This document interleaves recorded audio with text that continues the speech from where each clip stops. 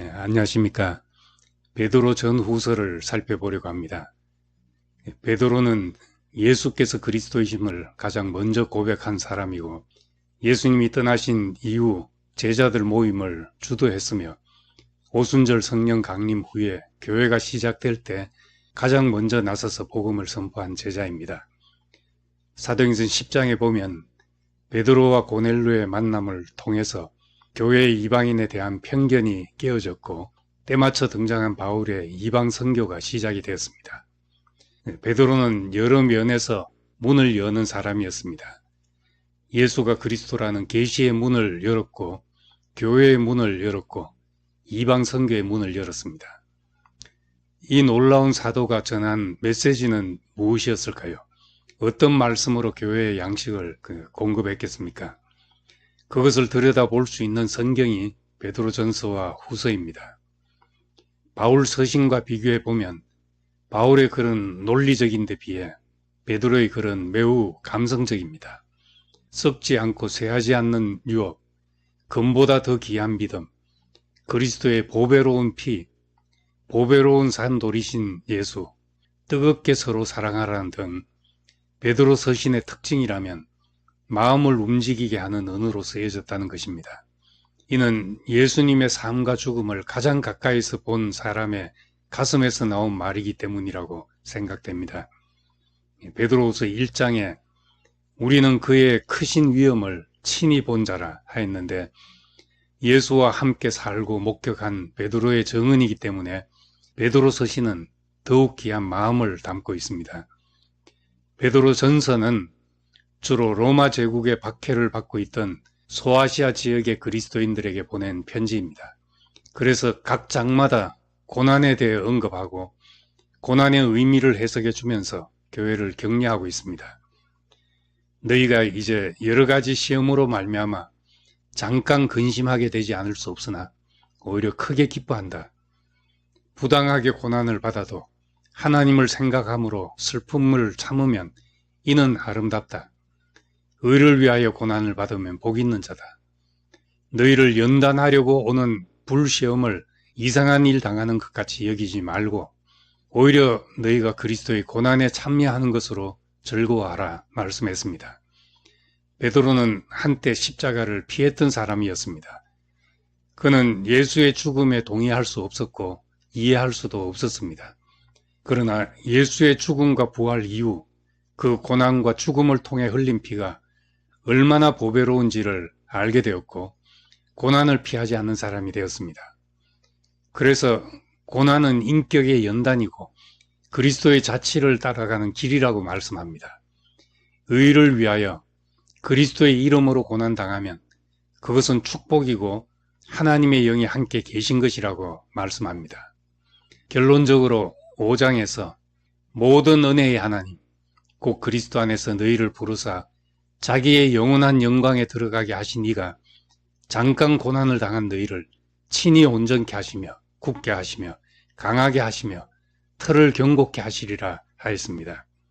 베드로전서 1장에는 흩어진 나그네에게 편지한다고 시작하고 베드로전서 마지막에는 바벨론에 있는 교회가 너희에게 문안한다는 말로 마칩니다. 그 시대 실제로 바벨론이란 지역은 없었습니다. 요한계시록에서 볼 수 있듯이 바벨론은 그리스도인들이 로마를 상징적으로 지칭하는 말이었습니다. 이 말은 로마 제국에서 박해받는 그리스도인들이 바벨론으로 상징되는 세상에서 흩어진 나그네처럼 살 수밖에 없다는 것입니다. 그러므로 그리스도인은 세상의 나그네로서 세상의 성공을 영광이라고 생각하지 않고 예수 고난의 발자취를 따라가는 것을 영광과 축복으로 여기라고 말씀하는 것이었습니다. 또 베드로 후서는 전서에서 다뤘던 환난과 핍박에 대한 문제와 달리 거짓 선지자와 이단적 가르침에 대한 문제를 언급합니다. 1장에서 베드로는 나도 나의 장막을 벗어날 것이 임박한 줄을 알미라 하였습니다. 이 말은 자기 죽음이 가까이 왔기 때문에 마지막으로 교회들을 향해 바른 가르침을 일깨우려 한다는 것입니다. 그러면서 말씀은 사사로이 풀 것이 아니라는 것과 거짓 선지자들과 이단을 경계하는 말씀을 합니다. 누가 거짓 선지자이고 무엇이 이단의 가르침이라고 말하는 것입니까? 우선 마지막 장에 바울을 언급하며 우리가 사랑하는 형제 바울도 그 받은 지혜대로 너희에게 이같이 썼고 또 그 모든 편지에도 이런 일에 관하여 말하였으되 그 중에 알기 어려운 것이 들어 있으니 무식한 자들과 굳세지 못한 자들이 다른 성경과 같이 그것도 억지로 풀다가 스스로 멸망에 이른다 하였습니다. 바울과 예루살렘 교회에 갈등이 있었지만 베드로는 바울의 가르침을 인정하였습니다. 사실상 문제가 된 것은 그 어려운 말씀을 사사로이 풀고 억지로 해석하려는 사람들이었습니다.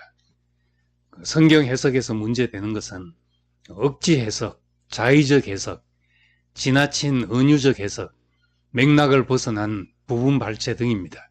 이런 것들이 이단적 가르침과 잘못된 삶의 결과를 낳습니다.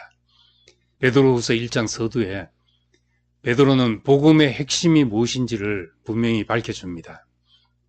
그의 신기한 능력으로 생명과 경건에 속한 모든 것을 우리에게 주셨으니 이는 자기의 영광과 덕으로서 우리를 부르신 자를 알므로 말미암음이라.